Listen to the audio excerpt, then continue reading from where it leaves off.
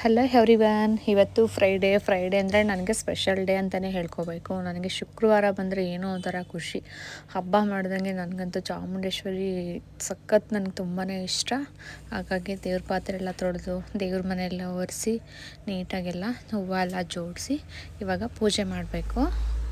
ಅಂದರೆ ನನಗೆ ಚಾಮುಂಡೇಶ್ವರಿ ಅಂದರೆ ನನ್ನ ಸ್ಟ್ರಾಂಗು, ನನ್ನ ಸ್ಟ್ರೆಂತು ಎಲ್ಲ ನನ್ನ ಚಾಮುಂಡೇಶ್ವರಿನೇ. ಹಾಗಾಗಿ ನನಗೆ ಸ್ಪೆಷಲ್ ಡೇನೇ ಆಲ್ಮೋಸ್ಟು. ನನಗೆ ಪೂಜೆ ಮಾಡಿದ್ರೇ ಏನೋ ಒಂಥರ ಒಂದು ಪಾಸಿಟಿವ್ ಅಂತಂದು ನನಗೆ ಸಖತ್ ಇಷ್ಟ.